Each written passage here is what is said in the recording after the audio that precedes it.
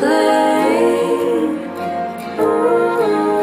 I'm just a little lost, just a little found winds take me away.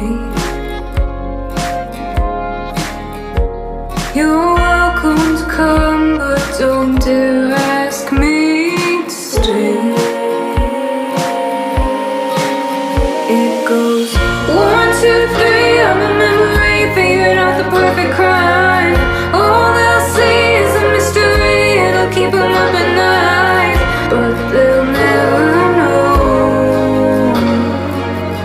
Haunted by my ghost. It started off small, striking matches was the game. But when the whole town ignites, it is binding to the chaos I create. Now I've bleached my hair, summons in the air, winds take me away. It goes 1, 2, 3. I'm a memory, figured out the perfect crime. All they'll see is a mystery, it'll keep them up at night, but they'll never know. Haunted by my ghost.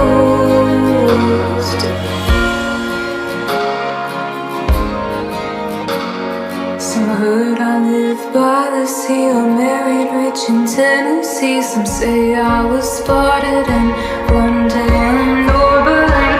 Was I ever really here? I wonder if the story's real, and years from now they'll still speak of the girl. Burned all her bridges and changed her name.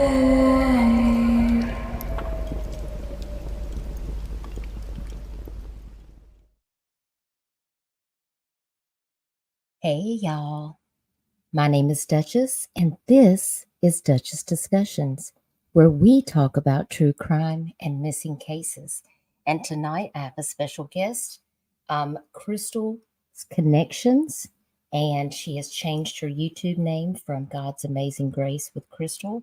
So, Crystal, thank you for joining me to have this discussion tonight about Samantha Sperry, who has been missing for over 5 years in Kentucky, in Murray Graves County, Kentucky.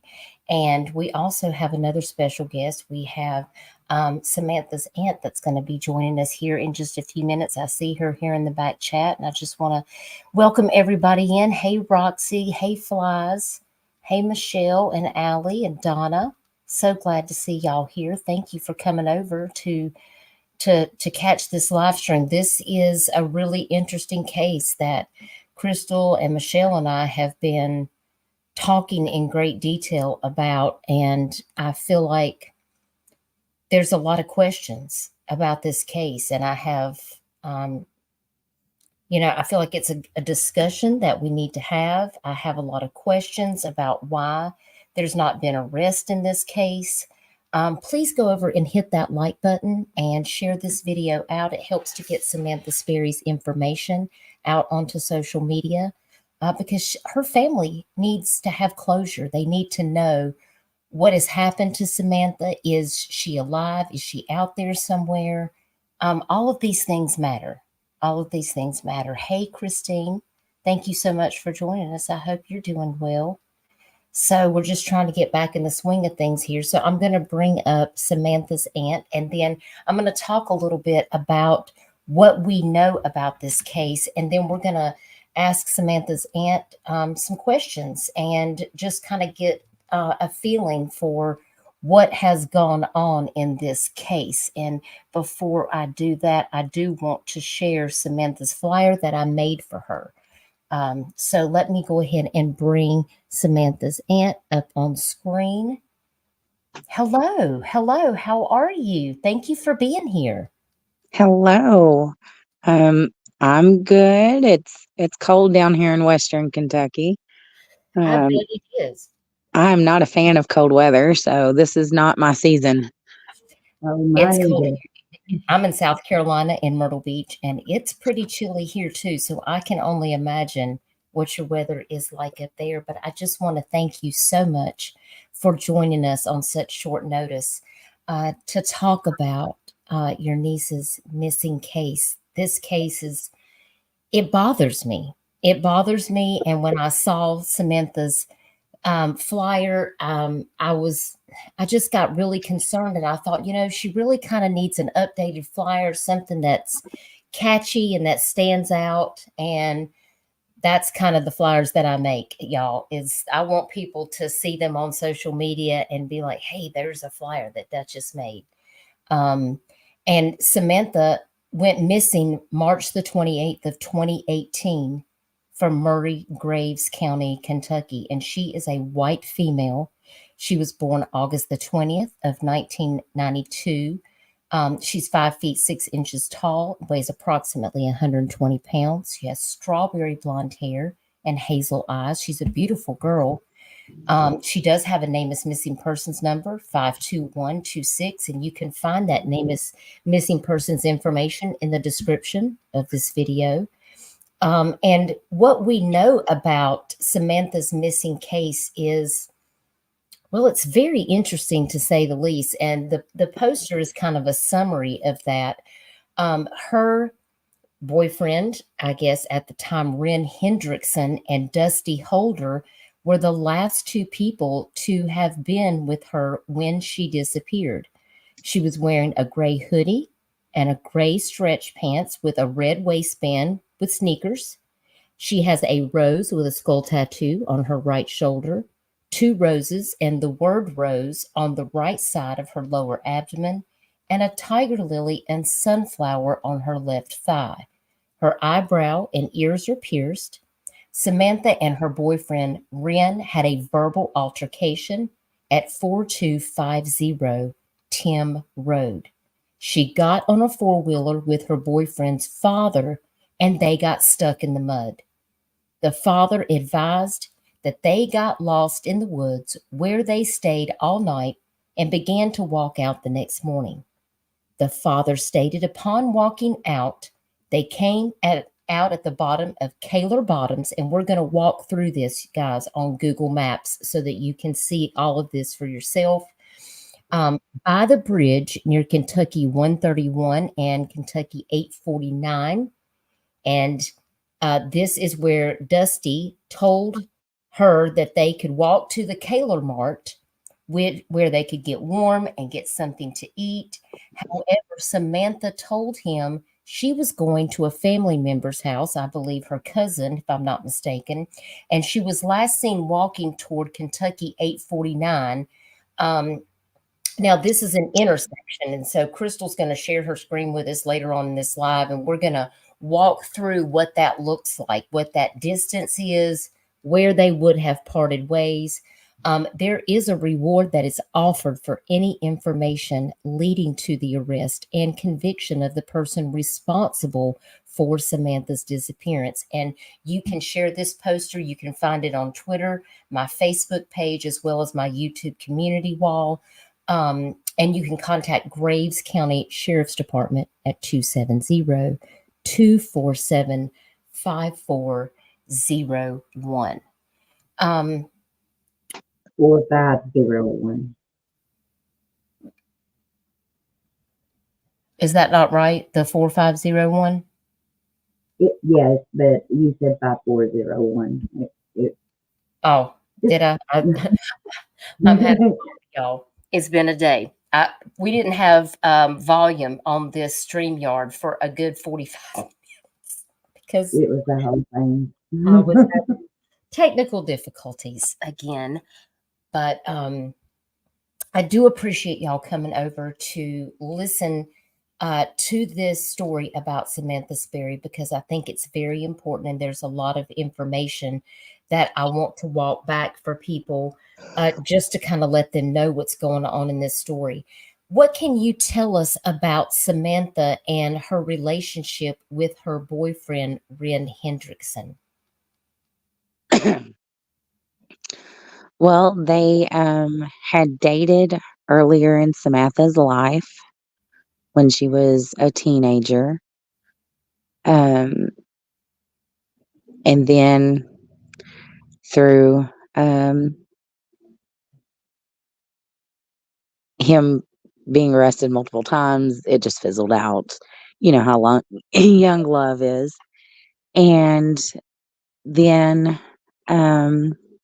whenever she became separated from her husband, I guess they messaged each other on Facebook and started a new romance. How long were they together before she went missing? Maybe 6 weeks. Wow. Hmm. That was not long at all. No. Okay. I know that when I looked into information about Ren, it was a little scary. I mean, he has a host of charges, as you can see here on the screen. A lot. We're talking about multiple arrests, guys. This guy has he has a serious history. Yes, When and that's not even counting his juvenile times. Oh my goodness. I just have so many questions. I just have so many questions. So I'm going to let me get over here because I do want to share my screen because, you know, there are questions that I have about this case because, you know, this story is very specifically told by Ren and his now is that his father? Is Dusty his father? Because when I look him up, I don't see that they're actually attached. Like, you know, it appears that Ren has somebody else that is his father. Can you walk me through? Do you know any information about that? Yes, we're all from the same small town. So, Ren's biological mother became pregnant by Dusty, and the product was Ren. Okay. Ren was adopted by his grandmother. And so, her and her husband raised him. That makes People, sense. whenever people call Dusty the father, it's not like he was teaching him how to throw a ball or they went to the movies or anything like that. He was literally a sperm donor and then a drug buddy. He's not a father. I couldn't agree more. That makes more sense to me. Yes, I do got a question before we talk about what happened to Samantha. I think it's real important to know who Samantha was as a person. Can you tell us a little bit about her? So there is 12 years that separate me and Samantha.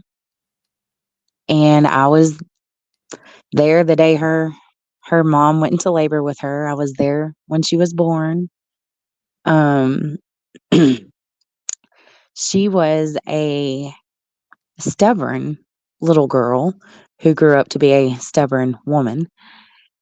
And she went through, you know, all the phases, you know, the tomboy phase, the girly girl phase. Um, During her teenage years, she went into the whole emo phase, and I literally did not think we were going to make it through there. She was just, it was all black. She dyed her hair black. It was terrible. But came out of that phase. She did get in trouble in her late teens, early 20s. She did spend some time in jail for drugs. She went to rehab and she took that very serious and came out clean. And she stayed clean for the next 6 years. After she came out of rehab, that's when she met her husband. They have 2 beautiful kids together. She was super excited during her whole pregnancy with both of them. She was a good mom, couldn't cook, bless her pea picking little heart, but she had a green thumb, and she was one of those people that could take a clipping from someone's flower in their yard and go home and grow her own talent. I got a mother-in-law like that. Give her a Yeah. stick, she'll grow a tree. But yeah, she was just a normal mom to 2 young kids. Making sure that they had their favorite toy and their clothes were clean and they had their favorite Pop-Tart or milk, for in the morning. Just super super clean house. She loved to keep a tidy house. Um but yeah, she was just not shy to let you know exactly how she felt about a situation. If you were, being ignorant, she'd tell you about it. Wasn't shy. Um, she made friends real easily. At the end, she was working at the McDonald's in Murray, and several of them, became very close with Samantha.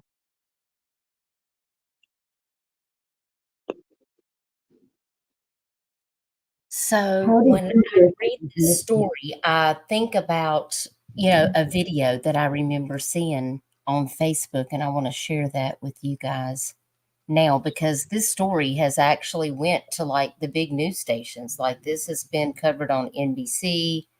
It's been talked about on News Nation. And I just want to share a video from that now.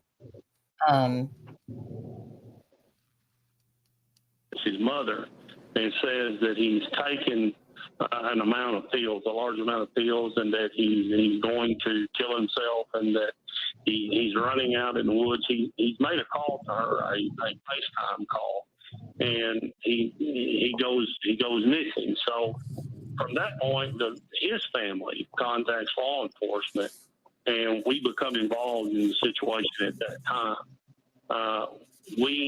We do a cursory search that night for Mr. Hendrickson, and then it is through the night and the end of the next day that we learn about Miss Sperry missing as well. And the more that we hear the story, the more details that we hear about the story, we feel like something is dreadfully wrong here. And from that point, we start doing interviews of people, start pulling people into the sheriff's office and trying to find out as many details about this as we can. So let me ask you this. The story we had heard originally was that Samantha was so concerned about her missing boyfriend, Ren, that she enlisted the help of Ren's dad. They jumped on an ATV and went looking for him. And lo and behold, she never comes out of the swamp. Dad does. Now I want to stop it right there because that brings me to the crux of the story.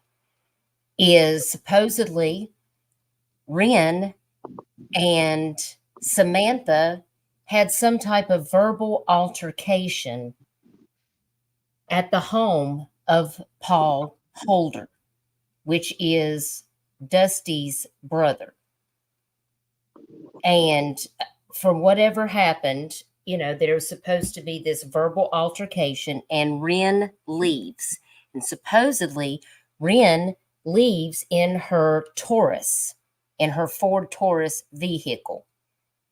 And from that point, Samantha and Dusty decide that they're going to take a ride out into the woods at night on a four-wheeler. And they go deep into the woods, and they get stuck in the mud.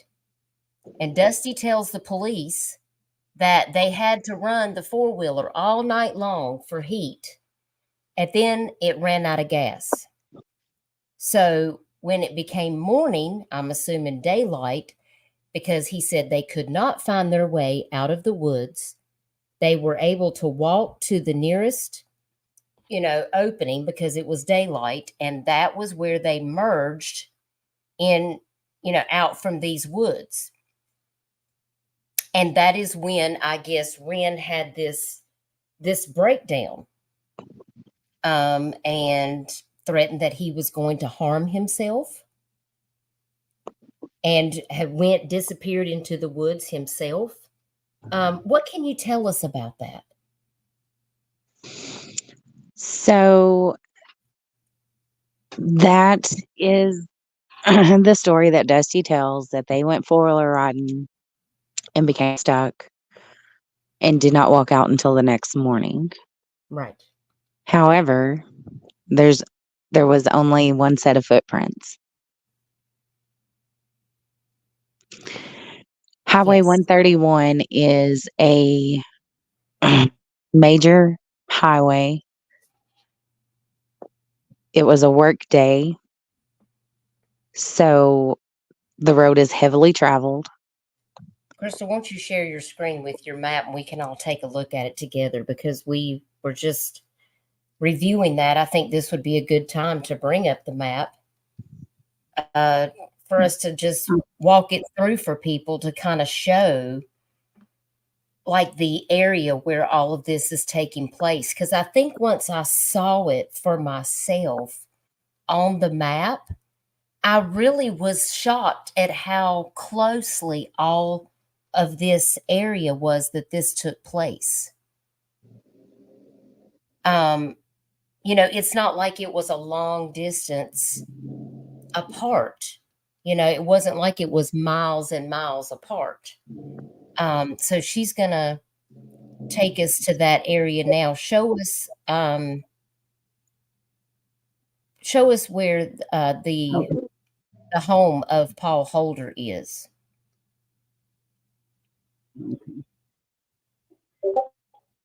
From the best that I can find it, it's on Tim's Road. So that is like right around in this area. Sam's aunt would be able to tell us more. Is this about correct? Yes. Okay, so I got that one right. Yeah, so if you want to like zoom in and show like where that intersection happens, I think that is, very critical to know like where they came out of the woods, which was at Kaler Bottoms, and that was on a bridge that was just right up from this intersection. And Dusty tells the police that he told Samantha, hey, let's walk up here to Kaler's store because we can get warm and get something to eat. And she tells Dusty, no, I'm wet, I'm tired, I'm cold, I'm going to go to my cousin's house. And he says at that point, they went separate ways. But if you're back at the bridge, she would have had to walk with him at least to the point of this intersection. Is that correct? In order to go to where she was stating that her destination was going to go. Would they not have had to walk together from right here? You can see the bridge up here in the upper right-hand corner. No, they came out. Is this where they came out, right here? If you go towards the store. Is that your understanding of where this all took place? No, there's another bridge closer to the store.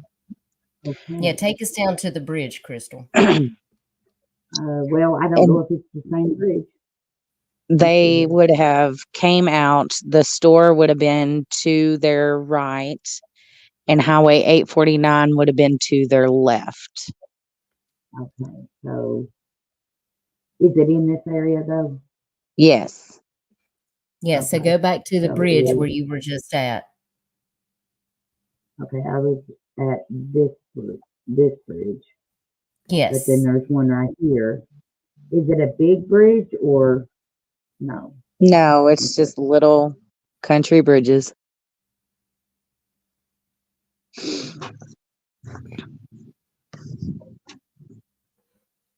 Bear with me. I am the one that she's at says to do the maps, and she knows I am like heck nothing. No gray views here, y'all. Is this the bridge? Yeah, so the store would have been to their or to their right, 849 to their left. Yeah. Okay. So they came out around this bridge, right around in this area right here, right? Right. Okay. The And was store there would a have, lot of searching that happened in Samantha's case back then? Was there, I mean, I think I saw a lot of people on four-wheelers and looked like they had search dogs out there. Do you know how long that they searched for Samantha? The search with the dogs did not happen until a little over 3 weeks later. 3 weeks later. is that the store? Yes. And do you know how long that they searched for her?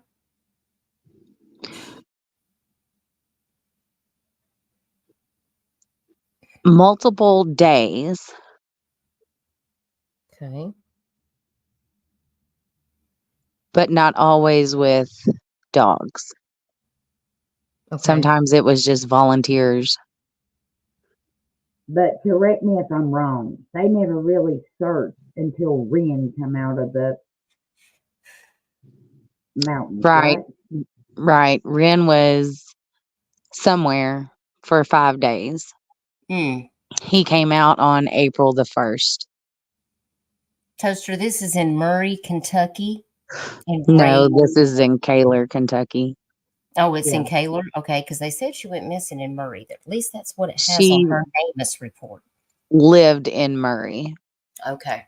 Okay. So So there they you would have go. been walking. Can I ask you something? I heard. Okay, so here's the bridge. If she would have been going to the cousins, would she have had to been going in the same direction as him towards the store, or is that a rumor? If she was going to her cousin, she would have went in the same direction as him. That's So what I she would heard. have no reason to go this way. Correct. So she would have still taken 131. She would have not gotten off on 849 at the intersection. Correct. Interesting. So see, that doesn't add up.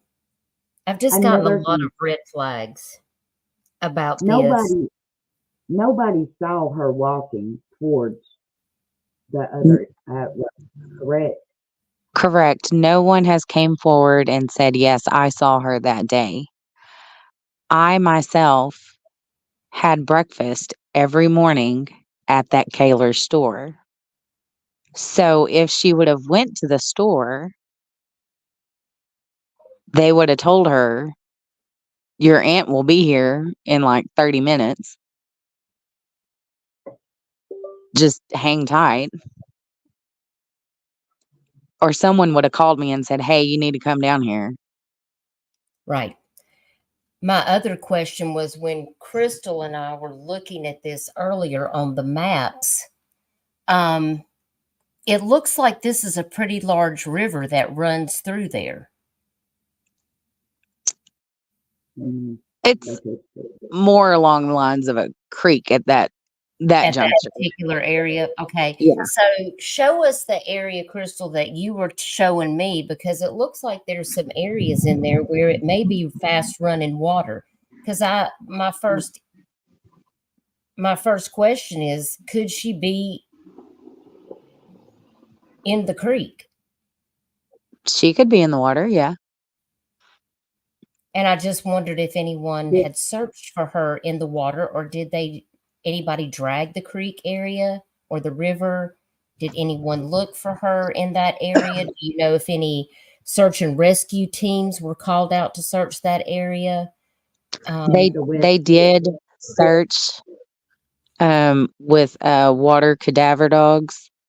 Okay. There comes a point down that river where there is what is called a log jam, and it is to help control the flood waters. Now, obviously, we can't search the log jam. It's not safe to do so. Oh, That's concerning. very. So, I noticed another part that had a large body of water. It almost looked like from the maps, but they can be deceiving.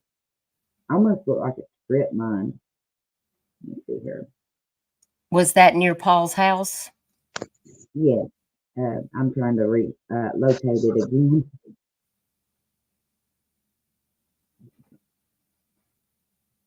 Well,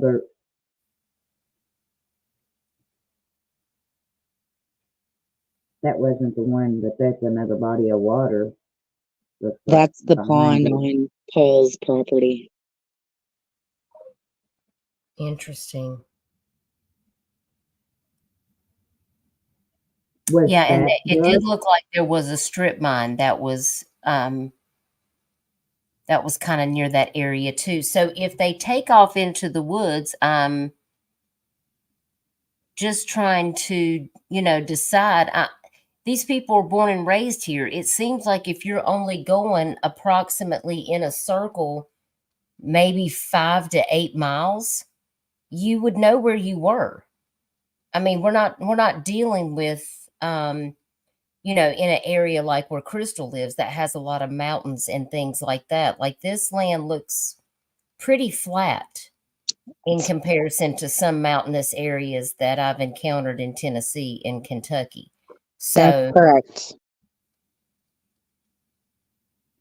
Yeah, it just feels like to me that I wonder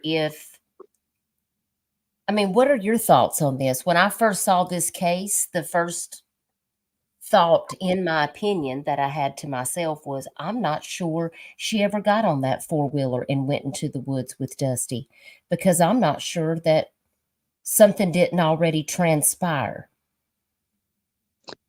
Once we found out that there was only one set of footprints, I knew that he didn't carry her out of there. I knew she wouldn't want to be carried out of there. So I'm going to say that she was never there. And also, you told me she was a smoker, wasn't she? Yes. No cigarette butts found around where the four-wheeler was, or No empty packs, no lighter, nothing. see, now I happen to be a smoker, y'all, and I'm here to tell you, if I'm aggravated, stuck in the woods, you guarantee I'm going to be smoking, and that means I'm going to have a lighter. How bad did it rain that night? I mean, it was raining very hard that night. But not enough to wash away his footprints. So the cigarette butts would have remained. Yeah. That is very true.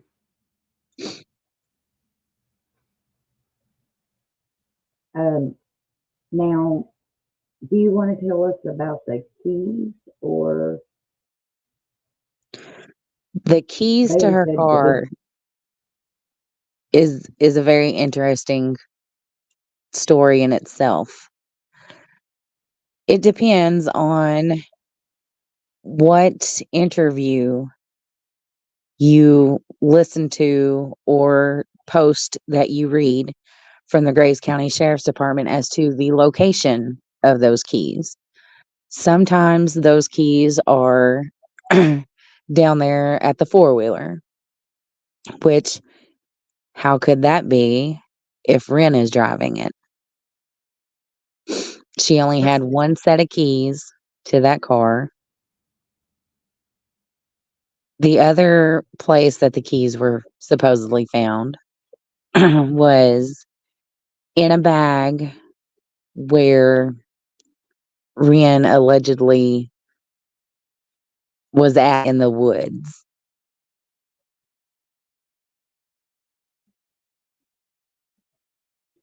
And there is the sheriff that's been telling two different stories. Is that right?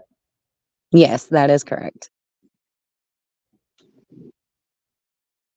I know from looking at this myself, I feel like they dropped the ball because, um, for one thing, and stop me if I'm incorrect on any of this, um, they didn't immediately put out a missing person for Samantha until he had a missing person, correct? Correct. And they didn't immediately go looking for her until he didn't come out of the woods. That's a Well, lot of time. I think it was until she didn't show up for her job at McDonald's did anyone really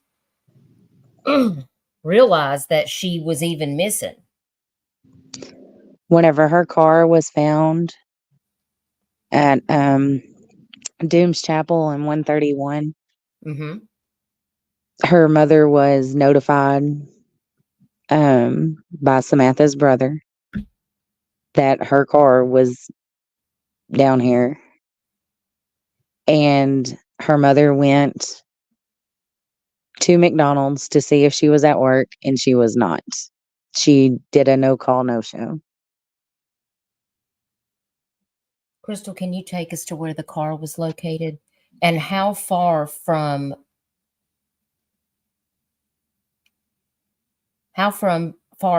where they left out on the four-wheeler at Paul Holder's house was Samantha Sperry's Ford Taurus located?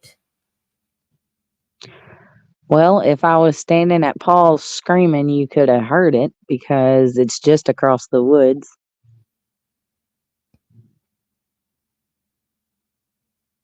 So Ren takes her car, and I think it also said that he took some of her personal belongings. Where is it that he went with her car? He says that he was told to leave by Paul Holder. And so he left and came back to the Hendrickson property over here by me, Mm-hmm. hung out for a little bit, went back to get Samantha, and everything was closed down. Paul has a big shop there that's kind of like the hangout spot. The shop was closed up. The four-wheelers were gone. So he assumed that she had not come back yet. So he left, came back over here to the Hendrickson property, went back. She still was not back. So he said that he went to her house in Murray, Kentucky, and then got up the next morning and came back. And I guess he checked for Samantha at Paul's, but a truck was following him, allegedly. And he thought that they were going to do him harm. And so now it is not time. This truck is still following him. So he ditches the car at Dooms Chapel in 131 and goes into the woods, allegedly, because he would rather be, how did he put it? Because we actually talked to him. He would rather be taken out by his own terms than to take whatever punishment these people that are following him would give him. My only problem with that is taking a whole bunch of pills and drinking is not an instant way to die. So you're just going to be slower and give them time to catch up with you. Just saying. Right. I understand. Well, I do have a question. So, do you happen to know where in the woods that they took the four-wheeler? Do you know where they went into the woods at? If we were looking at Paul Holder's property, if we were to pull that up on a map, would you be able to tell us what section of the woods they were thought to go into? Yeah, it's just right behind Paul's house. Okay, can you pull that up for us, Crystal? Yeah. I have a couple of people that are very intrigued by Samantha Sperry's case, and we just would like to know, was this area searched at all, or did they just search where she was supposedly last seen by Dusty on the road, or did they cover all of this area from Paul's house all the way to the bridge where they came out onto the roadway, according to Dusty Holder's story? That area was searched by volunteers. The Graves County Sheriff's Office did do a search warrant on Paul Holder's property. It's fixing to get a little loud. Sorry, my neighbors don't have a muffler. It's okay. No worries. And there were cadaver dogs used on the search warrant at Paul's place.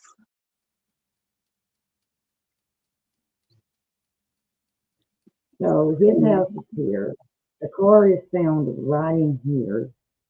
I mean, where they came out is right in here. I see what you mean by you could have yelled and they would have probably heard you.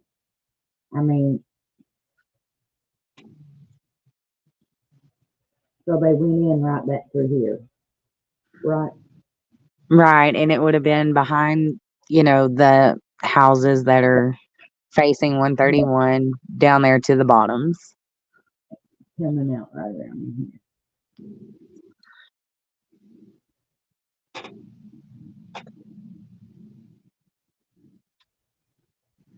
That's even weirder.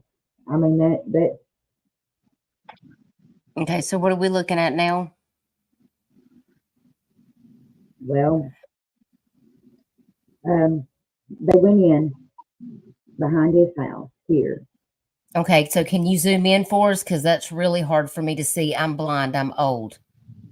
I'm going to be 50. Okay, I'm struggling. This is about as close as Okay. it So how do I know which part's behind? It looks like it's got a circle driveway. So Right. So this is behind. I mean, that looks like it correct? just goes into a bunch of open fields. Right, that's a bunch of farmland there. Yeah, until it gets like right over in here. But it meets, like right here is where the bridge is. So from here, So you mean they crossed all of this land and went toward Kaler's store? So yeah, that's Right. why I got questions. I've got it marked wrong. It accidentally marked it wrong over here. This is his house. Taylor's store is right around in here, and right here is that bridge that she was telling us about. Yeah, so see, it's not just, 20 miles apart or anything. Let's check it. Yeah, check the distance for us. Jules, Samantha's story is, here is her missing flyer while Crystal's pulling that up.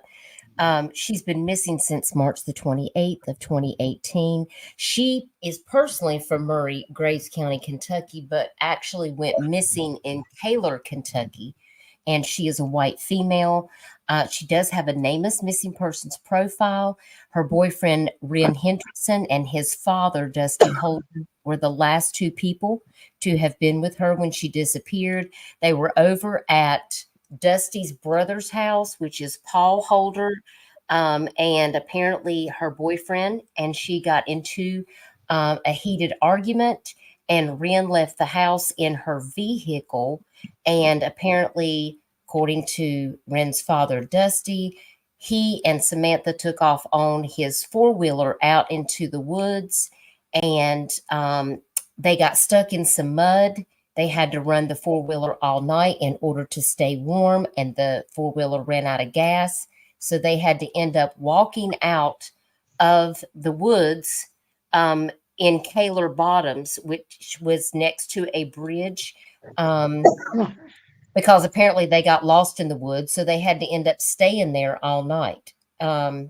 Personally, I'm from the country, and I know a good 15-mile span of all the woods since I was a kid, because that's all we did was ride four-wheelers and bikes and stuff. So I just find it hard to believe that Dusty didn't know where he was at, in the woods. But when they came out, Dusty said they could walk to the Kaler Mart where they could get warm and get something to eat, but stated that Samantha told him that she was going to a family member's house and that they parted ways.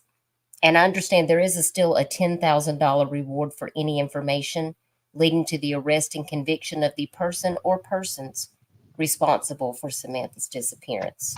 So that's pretty much the summary on that, Joyce. Okay. As the crow flies, from Paul Holder's house to where they came out is 0.95 miles. It's not even a mile. Wow. It is not even a mile? Is that just No. straight away if they went straight through? That's straight as the crow flies. I mean, a straight line from Paul Holder's home to where that bridge is where they came out on the road. Stop it, Michelle. You're not old. You're younger than me in my mind. My eyes struggle. See, make that make sense. I mean, I just don't think, I'm not convinced that she ever went into the woods, y'all. I feel like this is a story to fit a narrative, and that the car was left in a particular place, which, if I understand, is on the opposite side of this line of Paul Holder's home. Like, you have this line drawn down to the bottom of the page towards Kaler, where they came out of the woods, but the car was actually located back the other direction. Yeah, right there here we is go. where the car was located. Or I'm assuming, I was going to ask her, do I have it marked right? But Yeah, see, we thought Sam and Dusty came out of the woods way back up here, but then we realized we were at the wrong end of the road. Is this the right area? It's further down. Like, you could have tossed your cigarette butt and hit 131.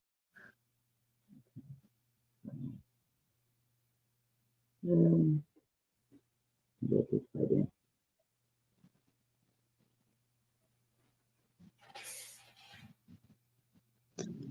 About right where your mouse was. Sorry. Right here. You'll have to go back in some for us to be able to. Like around in here? Yeah, there before you even. See, there's Doom's Chapel right there, and there's 131. Yes. Like right where your cursor is. So the car was found right near there? Yes. You could have stood at the trunk of her car, flicked your cigarette butt, and hit 131. So here is 131 from Street View. Mm-hmm. Like right there. So it was literally right near the bridge where they came out? No. But wasn't it just near the bridge? That was also near the bridge, too, going towards the Kaler Mart. No. Yeah, if you come out of... Yeah, she says yes, Crystal. If you come out of Doom's Chapel Road there. Mm-hmm.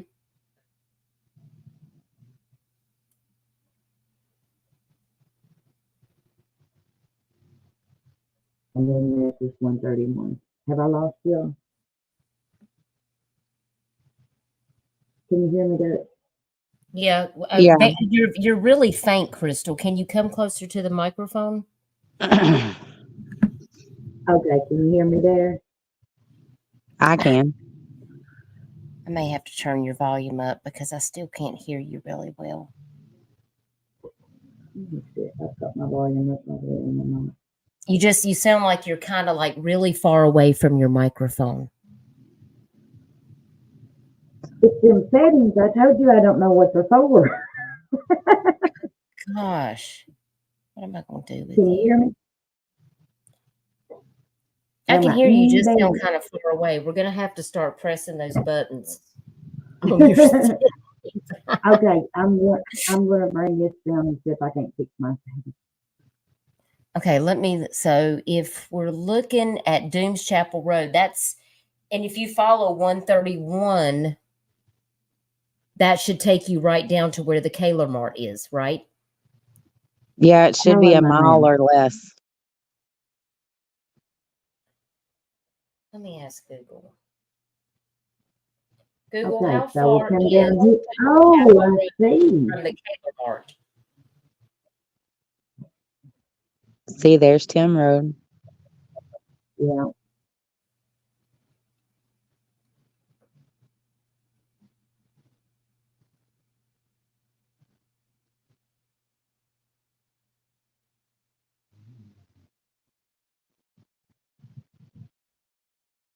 I'm going on there on my phone. There's so Taylor Mart. Okay. So right here it's at Taylor Mart, ain't it? Yep. Wow. Because we had that the car was found right near Bell Road and Dooms Chapel. Oh my goodness. That was the information that we had gotten. Can you hear me any better? Yes, a little bit. Okay. Just Tiff says, how far is the land between the Lakes National Recreation from where she went missing and where it was searched, Dutchie? The Lakes National. Is she talking about land between the lakes? Yeah, how far is the land between the lakes? So LBL, as we call it here, is a national park. And it's probably, I don't know, maybe 30, 45 minutes away.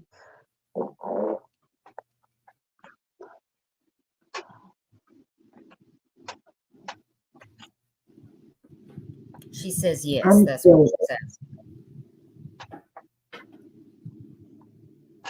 okay. Isn't Dusty a so-called hunter? Yes. Explain to me. I'm sorry. Um, explain to me how in the world a hunter gets lost in less than a mile of mountain. He doesn't. Well, it doesn't look like there's any mountains. It just looks like it's flat farmland to me. I'm just going to go ahead and say it. He's a liar. Well, I'm going to agree with you. And did they find blood in Sam's home? Say that again. Did they find blood in Sam's home?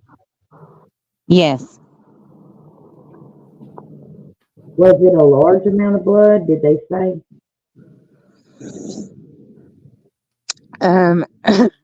No, it was not a large amount of blood, according to what the Graves County Sheriff's Office released.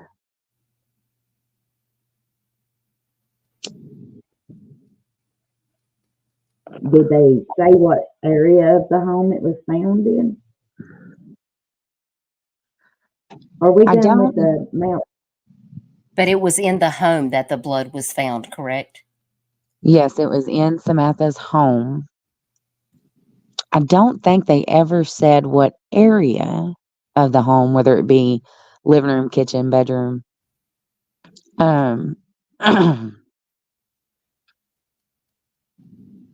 No, I don't have anything here in my notes that says what area of the house. Okay.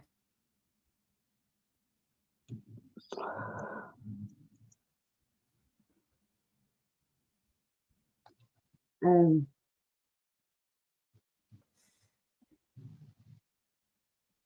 Why is it not letting me pull this you up? mentioned to me that following Monday you went to fix it on yourself. There was a difference in um, his appearance from that day to his mugshot, correct? So I went to Paul Holder's home on March 31st, 2018 to ask him permission to look. And I was granted permission. And I spoke with Dusty, and his face was completely fine. And then in his mugshot, the following Monday, his face was scratched all to hell. Okay, in his mugshot, what was he being arrested for? Do you remember? That stemmed from the search warrant that they served on Paul Holder's residence. I Oh, believe there was stolen motorcycle parts, um, Hmm. drugs, obviously, firearms, and some outstanding warrants. Interesting. He's got quite a few charges. Yes, much like his son, he too is a career criminal. It doesn't sound good at all.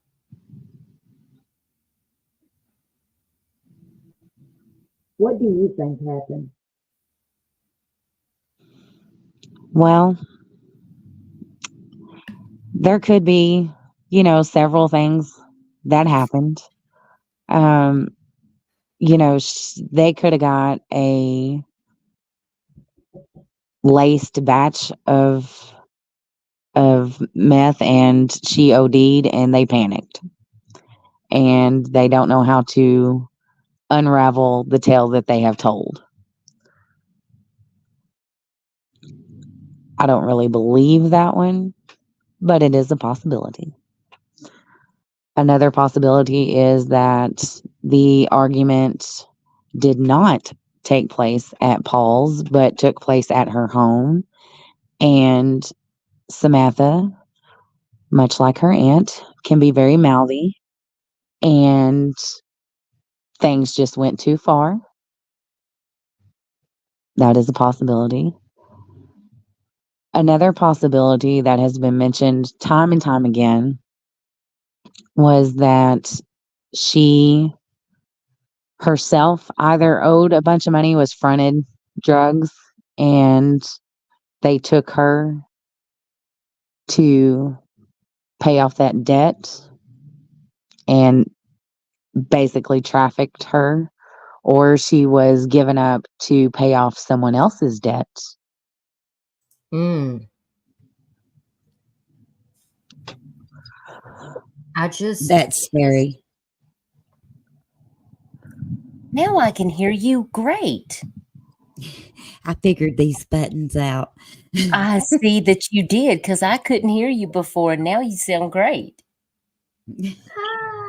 The buttons. She's mashing buttons, and she fixed it.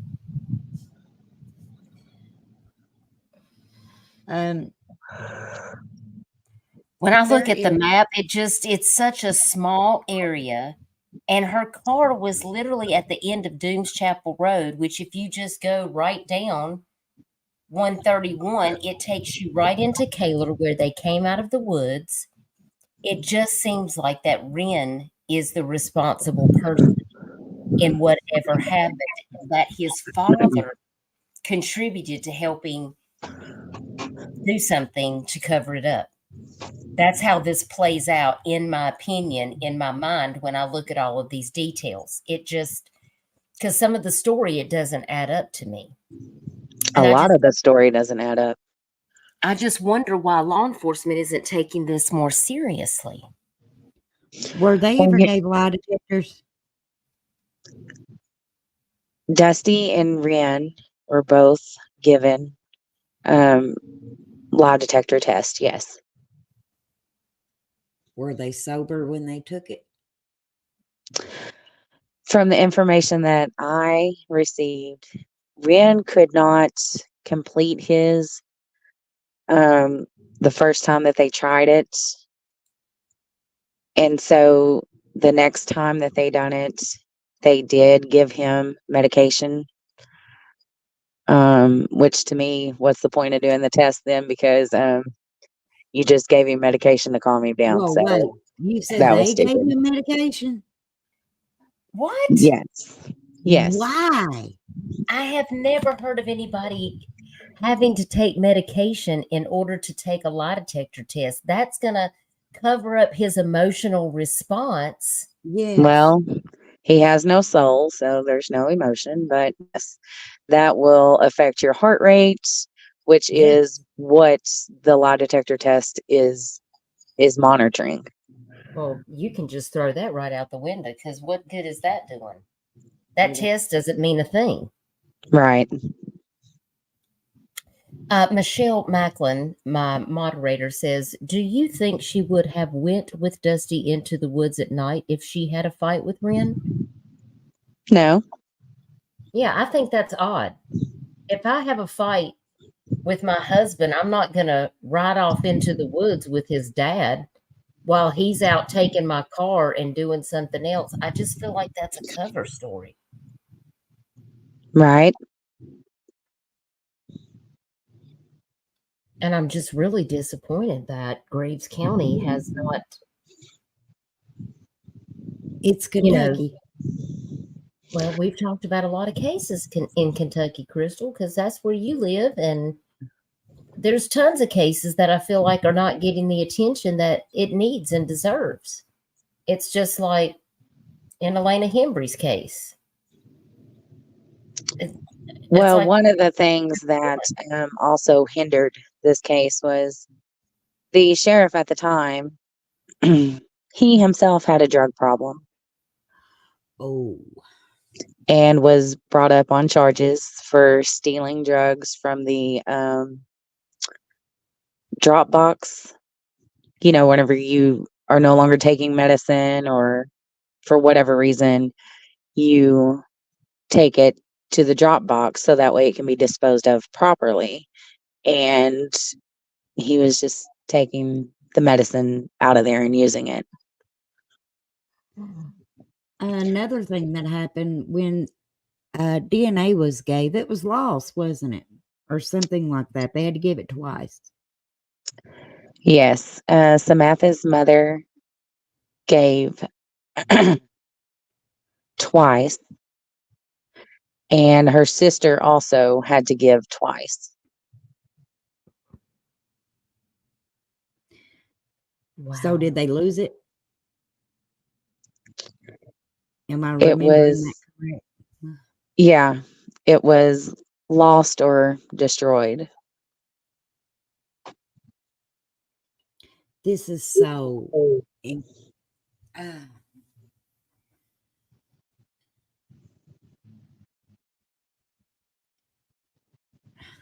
how in the world? And I would like to say, you all, that this is the first time that I've ever heard of them losing something. But as most of us know, in my uncle's case, they lost all the evidence. So it doesn't really surprise me.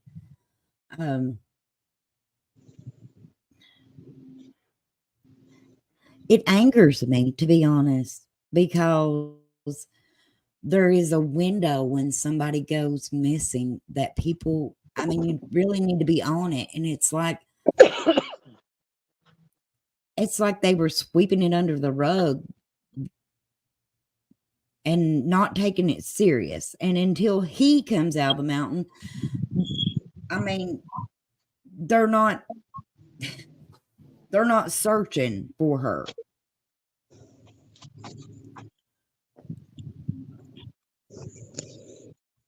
Right.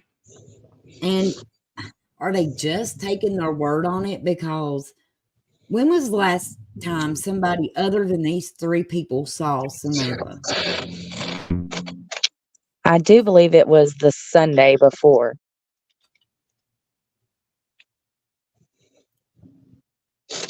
Okay, so was that the 27th?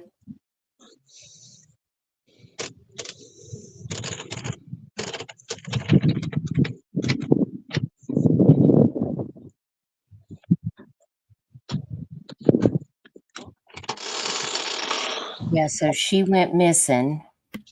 That was on the 28th. You said it took them 3 weeks before they did any type of searches.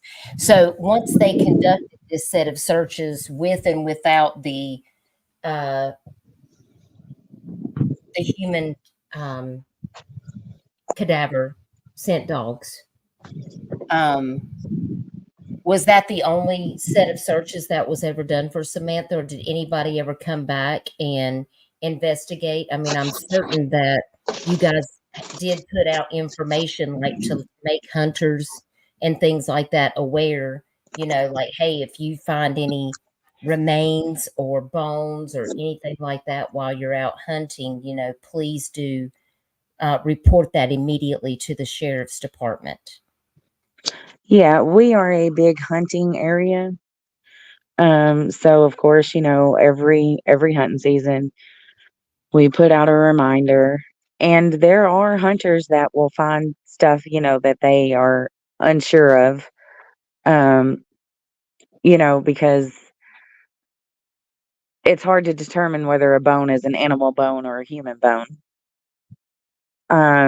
So they will call it in, and they do go out and check it. Nothing human has been found. Me personally, I started searching the moment I got off work. Whenever I found out that she was missing, I came home, I changed clothes. It was raining, and I went out into the woods that allegedly Ren went into. Because whenever this first started, I honestly thought, here they have done gotten high, is sitting in this woods, and whenever I find her, I'm going to whoop her butt all the way back to my vehicle. That's honestly what I thought would happen. I didn't find her. I didn't find him. I didn't find any trace of anyone. Ren is a smoker as well. There was nothing. That's unusual. And then I thought, okay, so they have created this ruse for whatever reason, and where they get dope sick, they're going to show back up. Well, that didn't happen. I just never, when this started, I never thought that this is where it was going. Yeah, absolutely. I'm going to share my screen for a second because I want you guys to look at Samantha's profile while we're talking, because she is also listed on the Charlie Project. You can see many pictures of Samantha Rose Sperry here in these pictures. She's still classified as endangered missing, and she's very close to my son's age. My son's birthday is August the 23rd of 94. I mean, they're so close in age. And of course, here you have the two people that last saw her, Ren Hendrickson and Dusty Holden, right here. This is on her Charlie Project profile.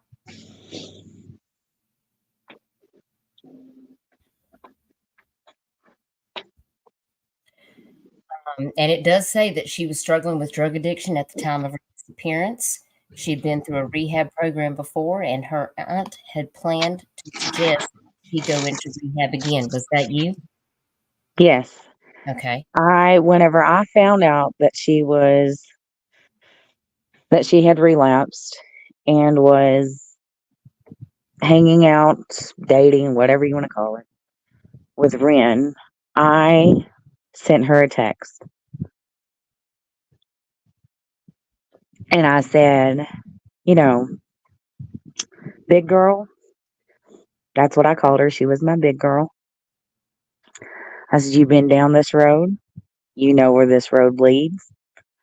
Let's just stop right here. I said, I'll send you to rehab. If you're worried about losing your house, don't worry about losing the house. I said, if you're worried about losing your car, don't worry about losing your car. Like, we'll take care of everything. Let's just get you into rehab. Right. And there was no response. And so I waited. I sent her another text and I said, I really don't want this to be your life. I know you don't want this to be your life. Just let me help you. Just let me come get you. Let me help you.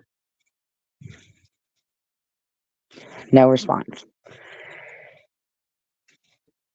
And so I sent a text, and this will forever be in my memory. I said, honey, if you continue down this road, you are going to miss out on some important things. I said, I want you to think about your daughter's first day of school. I said, you're going to miss it. I said, you're going to miss his first day of school. You're going to miss dances. You're going to miss all the things, all the firsts. And whenever I sent that, I was meaning that she was going to be locked up. I said, because this boy cannot keep his butt out of jail, and you know that. It's a matter of time.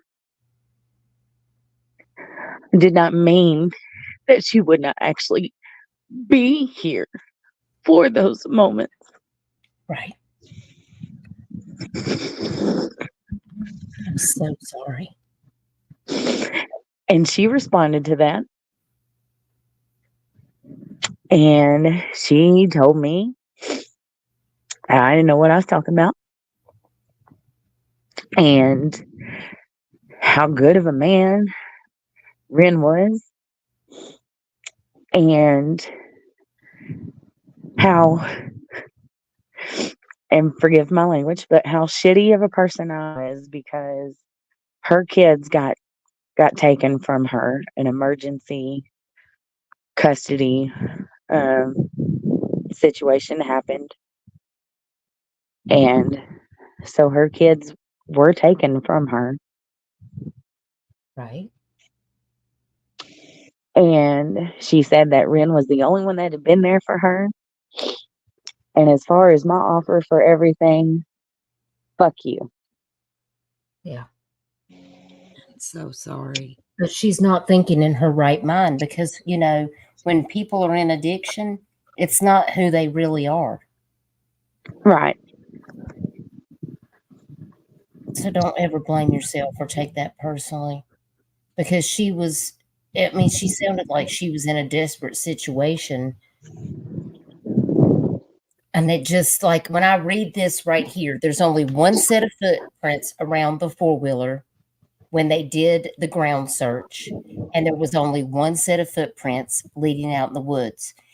How can there only be one set of footprints around the four-wheeler and one set of footprints leading out of the woods? And then it says investigators also found 2 cell phones, both of which belonged to Holder, in the ashes of a small fire.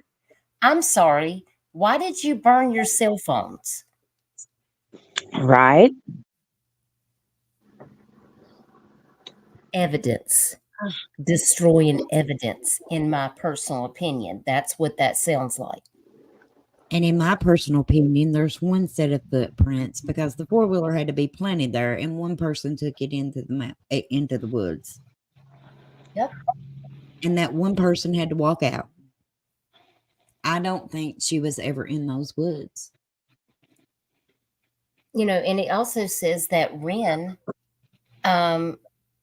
stated that he took her personal items and went into the woods and that he lost them and that the items were never recovered. Make that make sense. What exactly did he do with these items? And why take them into the woods? He was not who she went into the woods with. Dusty was. Allegedly. So the blood that was sent to the lab for analysis that was found in her home, did that blood belong to her or someone else? So there were several samples that were taken from different things. One place being her home. Another was a car on Paul Holder's property, and a blanket that was in one of Ren's vehicles. It took forever for those samples to be processed because she is just listed as missing. It's not missing endangered. It's just missing. Well, they have here she's missing endangered according to the Charlie Project right here. Endangered missing. It seems like they would put a rush. It was not rushed. And the only thing that I know is that the Graves County Sheriff's Office told my sister, Samantha's mother, that those samples were not useful. What does that mean? I don't know. Does it mean that it was animal blood? Does it mean that there was not enough evidence collected? Does that mean that it was tampered with? I don't know. Wow.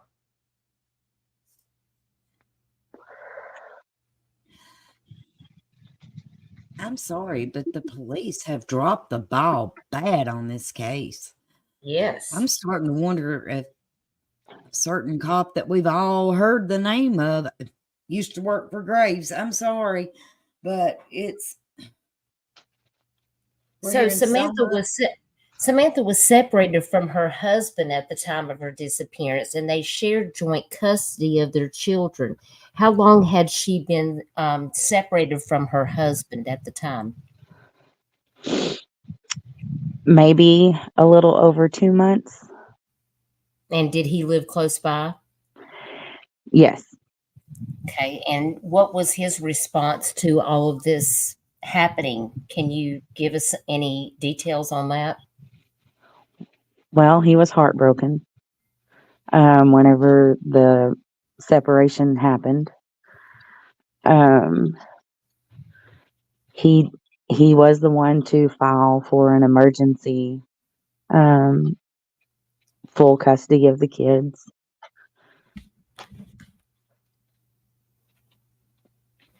He was struggling with his marriage deteriorating and becoming a sole single parent. Since Samantha struggled with addiction, did her husband also struggle with addiction, or was he, pretty much her rock, trying to help her through this? He also struggled with addiction. Okay. But he too had been clean. And I don't know what happened.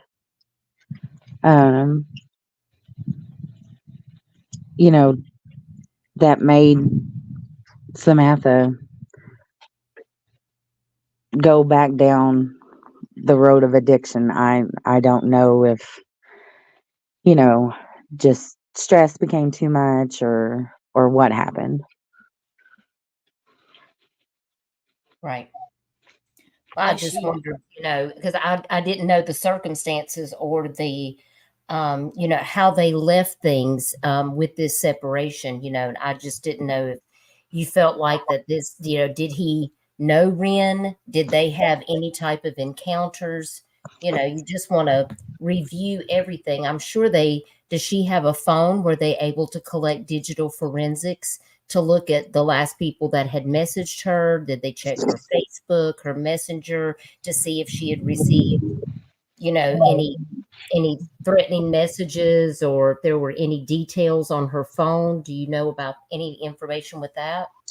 We were told that all the phone logs did not show anything. I find that hard to believe, but that is what we were told. Has anybody ever done a FOIA request on this? Yes, I did. And did they respond to you or give you any information? So the emergency management director of Graves County declined my request. She said that was before her time. And it was, but there still would have been records. I put a request into the Graves County Sheriff's Office, and I was sent a letter from the Commonwealth Attorney saying that because this is an ongoing criminal investigation, no records would be released. Right, that's normally the answer, because we normally try to secure records on cases that we're working on, and a lot of times if the case is still open, they will not release any information via FOIA because it is still an open investigation, and they don't want to release any information that might be crucial to a possible someone's testimony or someone being called into court to testify about information or evidence that they secured. They wouldn't want to release that to someone because an open FOIA could go to anybody, including Ren and Dusty Holder themselves, if they were to open that FOIA up. So that's probably, hey, Annabella, good to see you. Just Tiff wanted to confirm, and I told her I wanted to just make sure with you, when was the last time that any search was done by anyone? Would you say that would be the year that she went missing in 2018? Was that the year that all of the searches took place? Has anyone been back out since 2018 to search for her? Outside of the family, I mean, we have not searched in 2024. But we did search just as, most recent as 2023. And that was just the family, but no cadaver dogs or anything like that.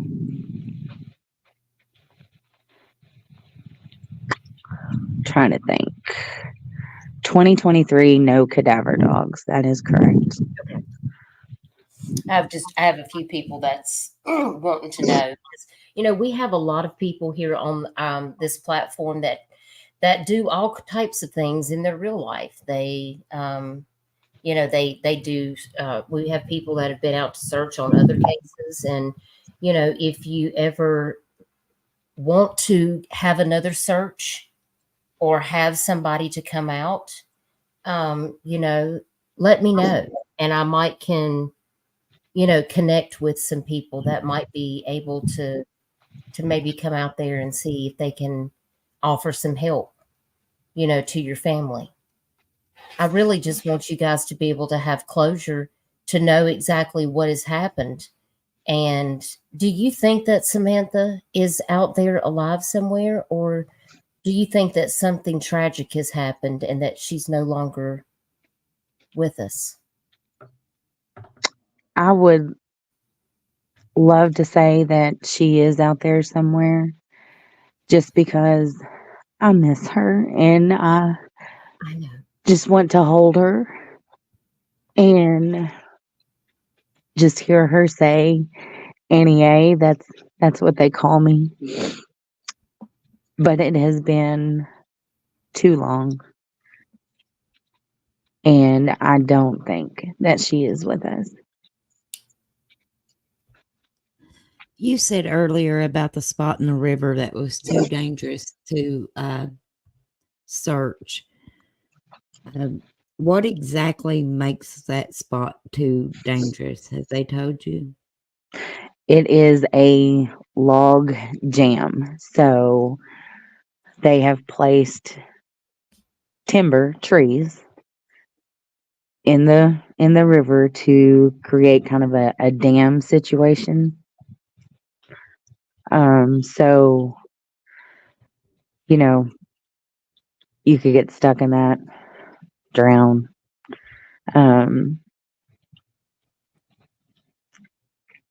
We can't remove it.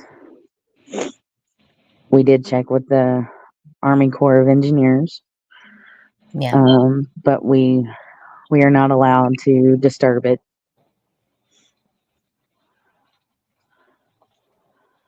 That is very interesting. It seems like because once I had assessed this area and went over the different plots of land, and I saw the creek and I saw the river,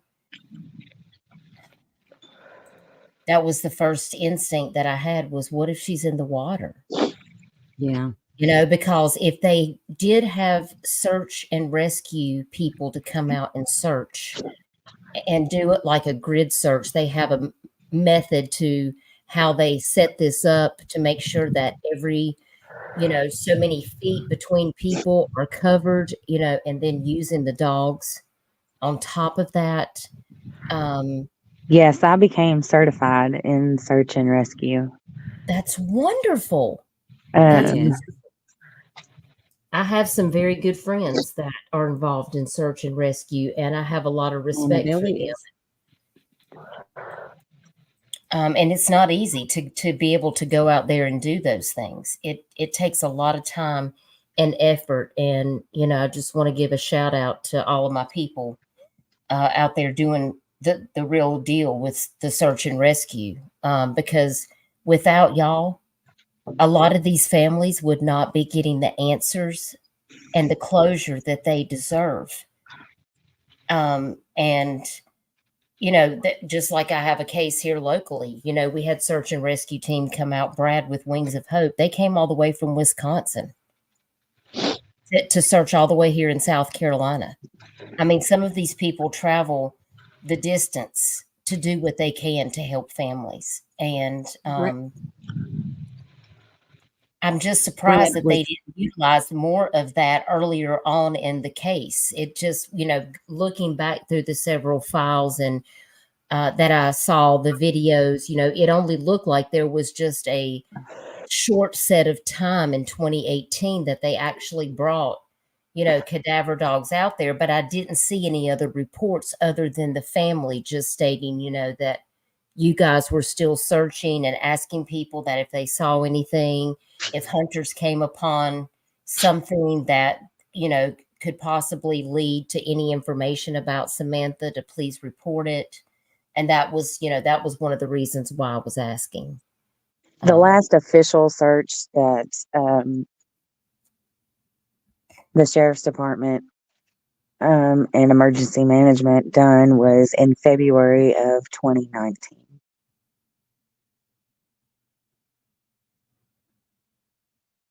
Okay. Michelle says, how thick is that log place in the river? Would bones go through it? Probably not.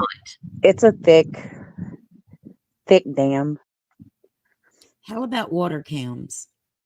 Yeah, just Tiff was asking about that. They do have underwater drones and sonar now that can actually pick up AI images of things. There's so much technology. I just wonder if that would be something that they might consider, letting a water drone go down there. And We had a gentleman out of Louisiana who has an underwater drone offered to come up here and see what he could come up with. And the Graves County Sheriff's Office denied his request to come. Wow, that sounds familiar to me. It does. Because I've dealt with that in other cases as well. We were denied here in Tyler's case 3 search and rescue teams, including a police officer who trains cadaver dogs. He has 40 dogs on staff at one of the largest police departments in this state, and they wouldn't even let him come. And he's another law enforcement officer, and they would not invite them to come and search. And the family is very upset. And this, these cases, without the family members speaking up about it, you're not going to get anybody's attention. And that's what the families had to do in Tyler Doyle's case. They've been to the news. They have shouted it from the rooftops, and it's gotten some movement, and things are, you have to be patient. But the first key is to get somebody's attention that, hey, we're not satisfied with this investigation, and I want to know why this wasn't done, because I feel like that the police, that's not their priority. I feel like they're just not very invested in missing persons cases. I don't know the explanation behind that. I feel like there are lots of departments across the United States that do an excellent job in missing persons cases, and they cover it and they do it as quickly as possible. They get down to brass tacks immediately. But that's not the case. There are so many cases that go cold, because I feel like it's partly because the law enforcement agencies are not really investing the people and the time and the effort into what needs to be done. And sometimes it's because those people that are missing are in addiction. I have another case that I'm covering with Amber Ray Johnston, missing out of Arizona. And, her and her boyfriend were in addiction. And now he's passed away. He overdosed, and she's still missing. But he was the last to see her alive. And they were living homeless, but she has kids. She has 5 kids, and her mother is raising them. And they love her, and they just want answers. Everybody deserves to have an answer, regardless of what the missing person's personal issues are. They're loved, and people love them. They love their children, their aunt, their niece, their sister, their friend. And we can't judge that situation, because all missing people matter. They're humans. Yes. And some people go missing of no fault of their own, but their life still matters. And that's why I have this channel. If there's anything that we can do to help in any way to shed light on, I will start tagging all of the big news stations again. I'm going to continue to share her flyer. And if there's any information you want me to take off of there, or add on there, if, whatever I can help with and Crystal can help with, she's in Kentucky, please do let us know. Yes. That's what we're here for, is to help give you support, because you still deserve to have answers. Just because it's been this long doesn't mean that these answers don't still need to happen. I do feel like that her case was given the kind of back burner status because she was in addiction currently. Yeah. As soon as I found out about that, that was the thing that really upset me, was because I have other cases that really matter, and they're not taking us serious.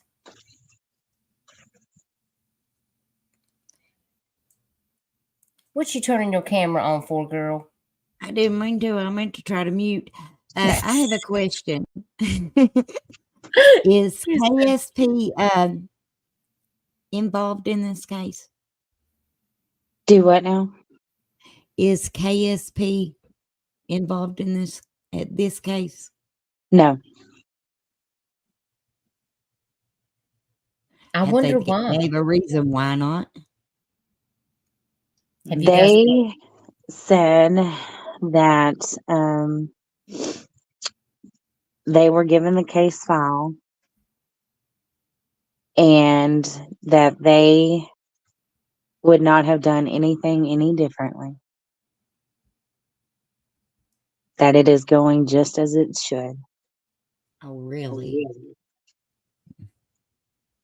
Yes, and they cannot get involved unless Graves County Sheriff's Office requests their involvement. There you go.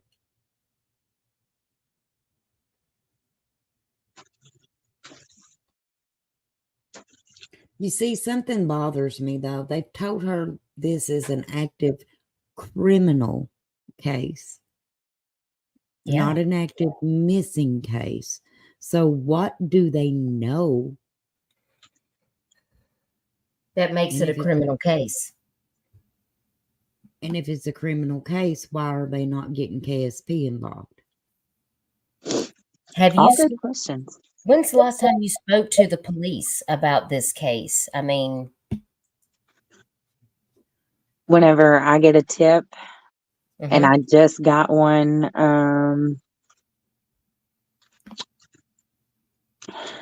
with the holidays, my days all run together. I understand. December the 29th. Okay. So of course, I had to wait until after the holidays to turn that over. So as soon as I get something, I do turn it over and let them see what they can do with it. Do you have a lot of people coming forward with tips? I still get tips. I would say probably one every couple of weeks now. I do get people message the Bring Samantha homepage with theories on what could have happened to her. People asking questions. Just Tiff wants to know, do you have to get law enforcement permission for all searches or just for that waterway? And does Kentucky charge without a body? That's a very good question, Tiff. I'm going to look that up right now. So you do not have to have law enforcement's permission to search.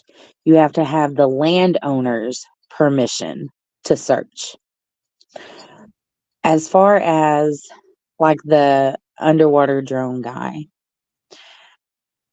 whenever you are invited by law enforcement, you are giving a search number, which is essentially like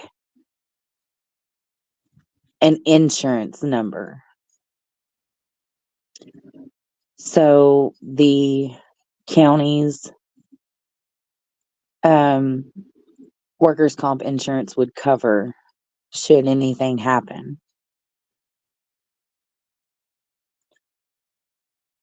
They are not going to issue a number again unless solid evidence is found. Kentucky will charge without a body.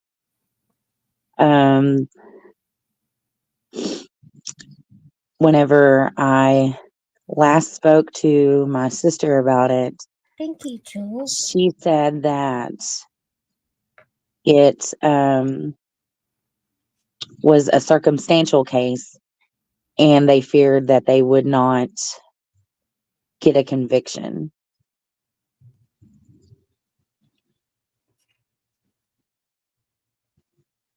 Yeah, I was wondering about the corpus delicti, and that means the body of the crime. And that's basically just a Latin term that refers to no one should be convicted of a crime without sufficient evidence. But if you have enough circumstantial evidence, there is a chance that you can convict somebody. It all depends on how the murder happened. But if you have enough circumstantial evidence, then 86% of no body murder cases that go to trial result in conviction. And that's a pretty good percent. But you got to have overwhelming evidence in order to bring somebody to trial without a body. That's why that's a critical piece. And sometimes people don't move on that. And it's unfortunate, but I've seen it happen. Thank you, Jules, so much for becoming a member. Welcome to Dutchess. We're so glad to have you. Thank you so much. What was Samantha's favorite color?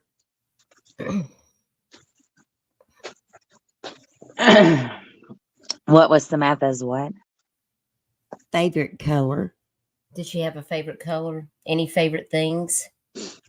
Bright colors. She loved sunflowers. She's such a pretty young lady. Isn't she beautiful? Yes. I want to go back up to these pictures. I'm going to share my screen again. Her life matters, and I want you guys to be able to get answers.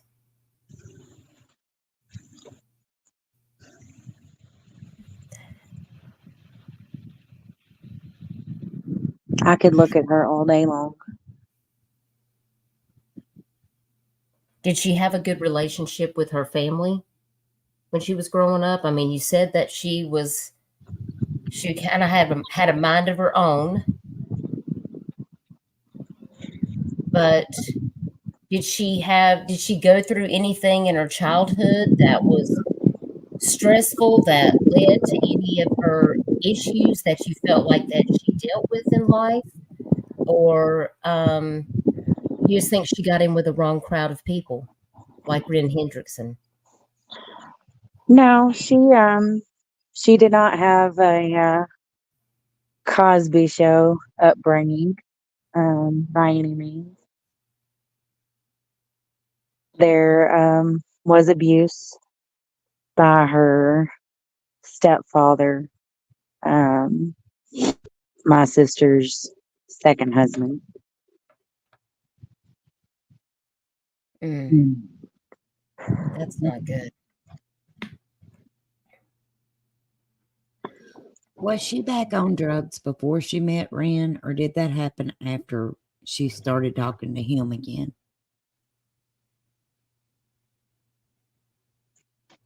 I think, I'm not 100% sure, that is the reason they started talking again.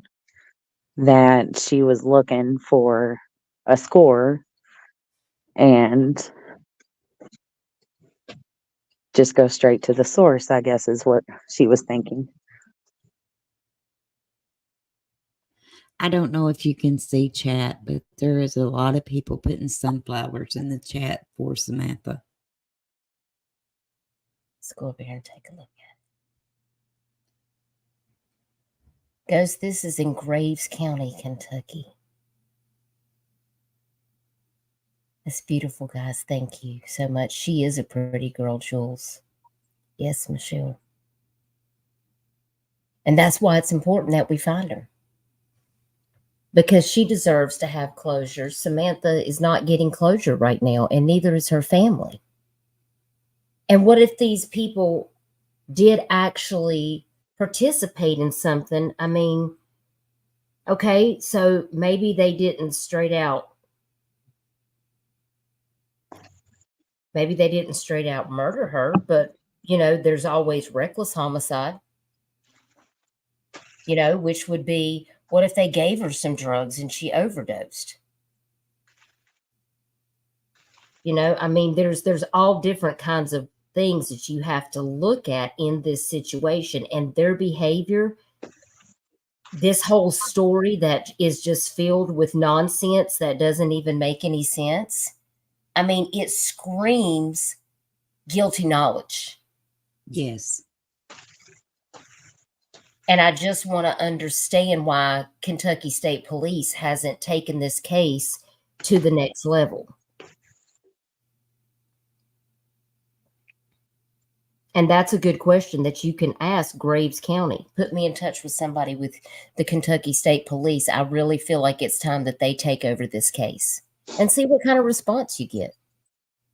Because that's going to set the tone for how they're actually thinking about what's going on with Samantha's case, or if they've put this to the side because they're not really looking into it that much. I mean, when you speak to the police, when you give these tips, I mean, what is the temperature of the conversation? Do you feel like they're still invested on finding answers, or do you feel like they're doing anything actively? Walk us through that. The term blowing smoke? Yes, I do. Yeah. Yes, ma'am. Yeah, that's the feel I get whenever Crystal? I do have to make contact with them. Are you surprised, Crystal? No, I'm not. Okay. Not at all. From one Kentucky person to another, Crystal, be honest with you. And that's a shame. And I'm so sorry. And I'm going to tell you, some things that you've said, I've dealt with myself in my uncle's case, like, for example, not being able to get a FOIA request. Yeah. So it doesn't surprise me. And they have even got his marked as a closed case, yet it's never been solved. But getting a FOIA request has been impossible. And it shouldn't be like that. And what year did that take place in again, Crystal, your uncle's murder? 1987. 1987. And they still won't release the records. That's something. Kentucky's got the death penalty. I do know that, right? Well, they're seeking we don't use it, but they're seeking it on Elena Hembry's mom. So yeah, they've got it. As they should. People remember also that Samantha is a mother. That's right. And her kids, her children her. deserve answers. Absolutely. Her aunt deserves answers. So when we were raising money to have a reward, we held a benefit yard sale. And Samantha's daughter, who looks just like her, she's beautiful, she came up to me and I said, "Oh, what did you find?" And she had this book. And she said, "I found this book." She said, "I can find this book, but I can't find my mother." Oh my God. Now, looking at this child who looks exactly like her mother and hearing those words broke my heart. But at the same time, I didn't want to just stand there and bawl in front of her, because I want her to continue to always come to me and want to talk about her mother and hear stories about her. And so I just said, I said, "Well, we'll find her." And then I quickly, had to go to the restroom. Yeah. And until I find her or I take my last breath, I intend on giving that little girl back her mama.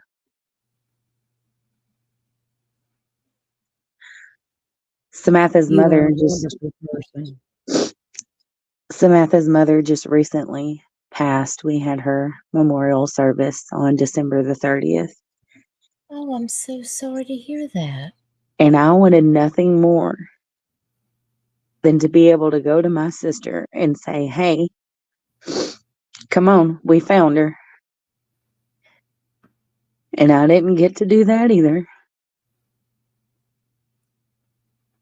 Y'all please pray for her. I mean, that breaks my heart that she didn't get the answers that she deserved.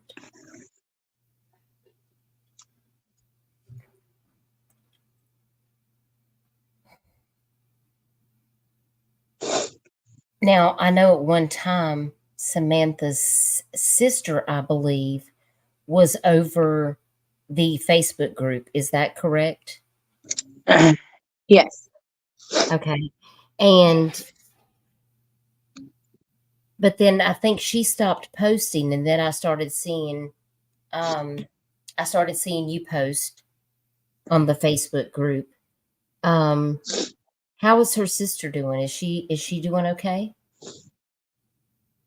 Kimberly and Samantha were very close. They're just a little over a year apart. Growing up, that was terrible. Two girls that close together, that was not a good time. But as they got older, like they were pregnant together with their first kids. Their oldest are just a couple of months apart. Wow. And then their second are also really close together. They were both pregnant at the same time again. I told them that they did not have to do everything together. But she misses her, just like you would miss your best friend, the person that you call whenever you do something stupid and it's funny and you want to share that, or your kids do something and they're driving you completely crazy and you want to see, hey, is yours doing this? And now, of course, with the passing of their mother,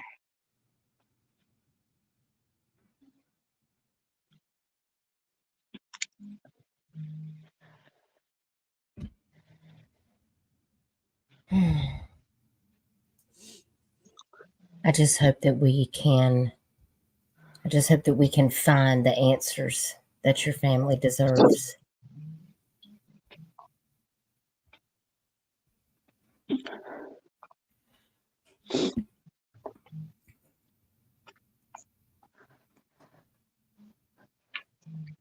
Because this case doesn't make sense to me at all. And these people are out there walking around free. well, currently they're locked up. Oh, what? Both of them are locked up? Yeah, but they don't spend much time in jail, so don't get too happy about that.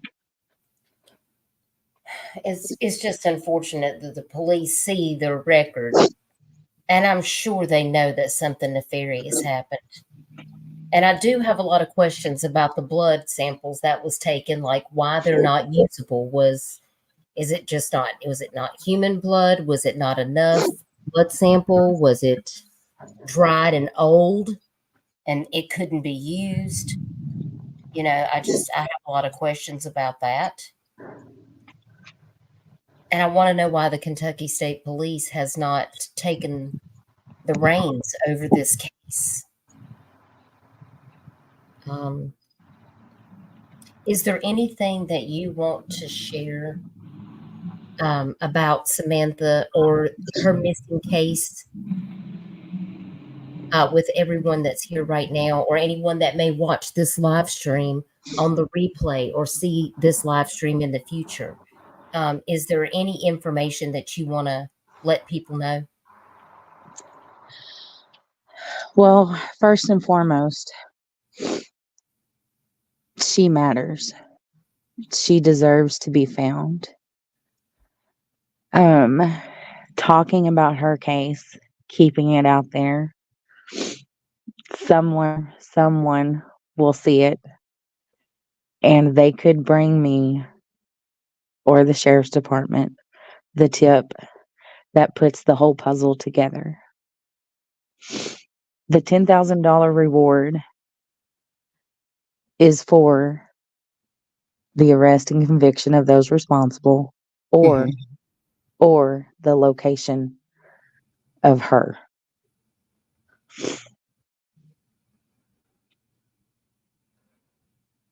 We will continue to circulate her flyer.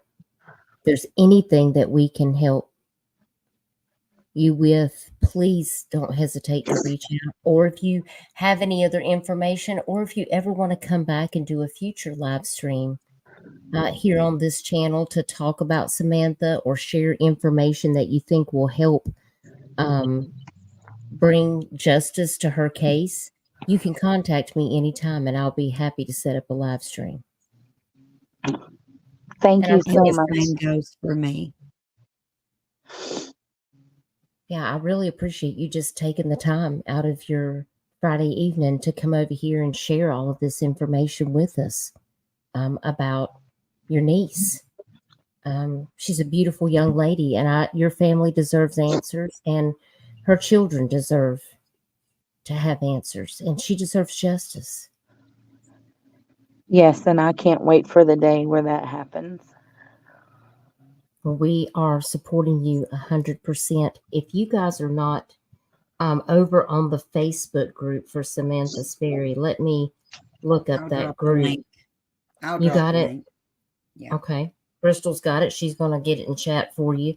Go over there and join the group. And I know that she appreciates your support so very much. And we're going to continue to pray for your family. And thank you for sharing the information that it's good to hear from the family because you give us an insight as to, how you're looking at things and how you're feeling about this case. Because we want to know the facts from the family. We don't want to put out misinformation, and we want to be respectful to Samantha and your family. Thank you guys so much. You're very welcome. And I'm going to let you go because it's already 9:30 and we've been here for an hour and 50 minutes. I just appreciate you taking the time to do that. And I hope that you have a wonderful weekend. And just stay in touch. I'll have Crystal to give you my Facebook page. If you're on Facebook, you can always send me a message on Messenger. And if there's anything you need, please just reach out and let us know. Thank you. Y'all guys have have a good night. That you can always get up with me, even if you want to vent, it don't matter. I do appreciate you coming up here and sharing Samantha's story because there's nobody that knows it better than you. Well, that's in her family. And I want to let you know that you are doing an awesome job. I hope that if it was me, that I would have an aunt that would come forward and just keep putting my name out there. And I appreciate you a lot. Thank you. Thank you. Have a great night, and we will catch up soon. All right. Bye-bye. Bye-bye. Y'all put some hearts and prayer hands in the chat for Samantha's aunt. We really appreciate her taking the time to come and talk to us tonight about Samantha Sperry's missing case. That is a criminal investigation. And hopefully people will continue to come forward if they have any valuable tips. If you have any tips, please don't hesitate to reach out to the Graves County Sheriff's Department at 270-247-4501. Again, she does have a nameless profile. The number is 52126, and we looked at that briefly. And she's also listed on the Charlie Project. So make sure that you go over there and read up on any information that you think you might have missed, you can always replay this live stream. For anyone catching this on the replay or that watches this at a later time, we're just seeking answers to help Samantha Sperry's family be able to bring closure for her and her 2 children, because she has not been found. And this is, we're pushing 6 years. In March is going to be 6 years that she will be missing with no leads, and 2 possible suspects that were last seen with her that have stories that just don't seem to add up. What do you make of this, Crystal? Give me your thoughts. Well, I think that it is full of lies. I think that lies meaning coming from Ren and Dusty. And unfortunately, you have law enforcement that don't want to do their job. Everything that I heard it just screams that. And it's not a case at Dutchess that we haven't heard before, is it? I mean, I look at Elena's case, look at my uncle's case, Jennifer Bailey's case. This is just a couple in Kentucky, and they're all treated the same. This needs to change. These people are important. They're somebody's family, somebody's daughter, somebody's mom. And don't matter what they did in life, they deserve justice. Absolutely. Absolutely. Crystal, thank you so much for joining me to talk about this very important case out of Kentucky. And I always appreciate you being willing to work on these cases with me. Crystal, who can we contact in Kentucky? The governor, DCI, KSP? Who do you recommend us reaching out to try to find out what's going on in this case and how we can get this case moving forward? Well, if KSP has said that they looked at the files and they wouldn't have done anything different, I think what I will do is I'll contact the governor. I mean, they can only ignore us so long, right? I agree. We can just start blowing the governor's email up. I'm good at that. I will write to the governor in a hot minute. One thing I want people to be aware of is keep in mind, even with KSP in Jennifer Bailey's case, they waited 30 years to tell what items was taken from her, to release that, and then put out in case somebody received these items or if they were pawned. Well, 30 years, most people could be dead. That's too long to wait. So, yeah, it would be the governor. That's who I'd reach out to. And I appreciate you, Dutchess. Thank you for having me up here. I'm going to jump down. Okay. I want to thank everybody in chat. Y'all been great. You always are. Yes. But and thank I appreciate you, Dutchess, so much. Absolutely. I love you too. We'll see you soon. See ya. All right. Bye-bye. Y'all put some hearts and prayer hands in the chat for Miss Crystal. I always appreciate when she comes up and helps me cover a case. This was a very informative live. I think it was very important to talk about this case because this mystery, I don't like it. This family deserves to have answers. And thank you, Michelle. Governor Beshear, this is where you can reach him at, right here in chat. And thank you, Just Tiff. I appreciate you so very much. I hope that we could, that would be great if we could be able to, get some other people that would be willing to go out there and maybe search this area to help this family find answers. Samantha's aunt seems like she's a very kind lady, and she obviously loves her niece and cares about what happens in this case, and she is doing an excellent job at being her voice. So if you guys happen to see my flyer on social media, please give it a share, because you might get it in front of a set of people that I may not get this flyer seen in front of. So it really helps the family, and that's why we're here, is to get all of the information out there so that Samantha Sperry and her family can find closure. These cases are so very important. And I really appreciate all of you being here. Thank you, moderators, for always doing such a wonderful job. And thank you, chat, for always being respectful and taking the time to spend your Friday evening with me for a couple of hours to talk about a really important case. And I'm going to try to have a live stream also tomorrow.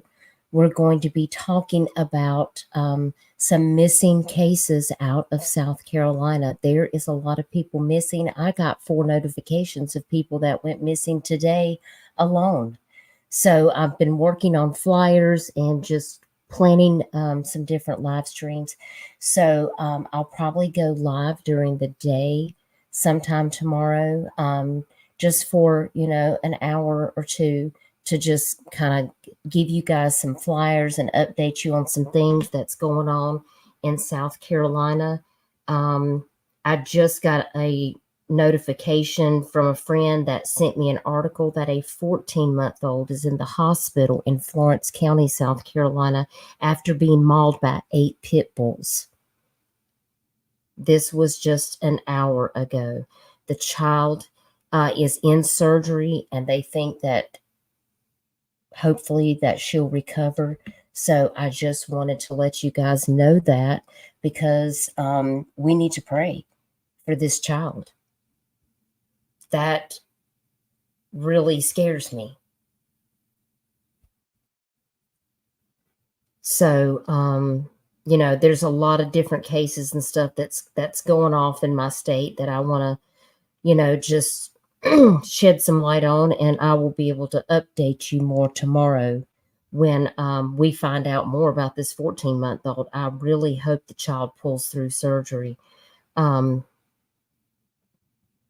Obviously, the dogs have been confiscated, and it's not clear what's going to happen to the animals, but I think we all know what's going to happen. Please pray for this baby. Just breaks my heart every time I get on Facebook and then somebody has sent me a message like this. Just, it's devastating. So I hope everybody has a wonderful night. And let's see if I've got something to take us out of here. Check over here. And please don't forget to hit the like button. And if you enjoy true crime, missing cases, we talk about a lot of different things here. Make sure you're subbed up. And make sure you ring that notification bell and set it to all, and you'll get notified every time I have an upload. And make sure you check the YouTube community post. If you're able to share those, I would really appreciate it. We try to keep you posted on Amber Alerts, Silver Alerts, cases that are near me that are missing. And if you have a case that you'd like for me to cover, or if you need a missing flyer made for someone, you can always reach out to me via my email. You can always get in touch with me on Facebook Messenger, or if you do Discord, you can always send me the information there. Get down here.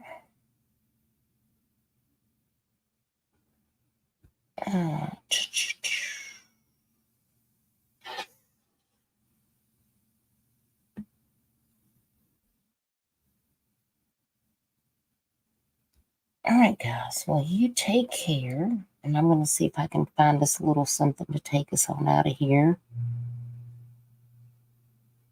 Everybody have a wonderful, wonderful night. And I will see you guys tomorrow. So be looking on my community wall and on my Facebook page.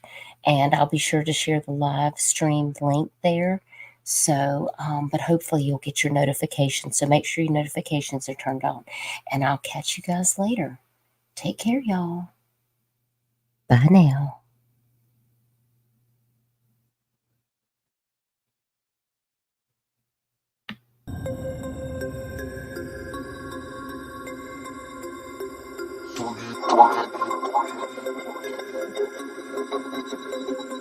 about to turn it on. Turn it on.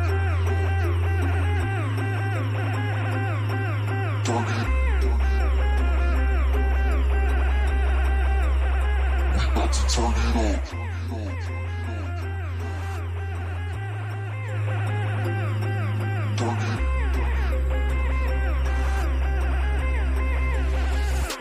Turn it on. Turn it on. Turn it on. Turn it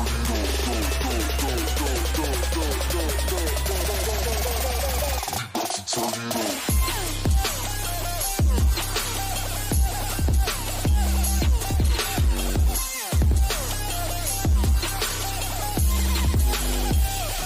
Turn it on.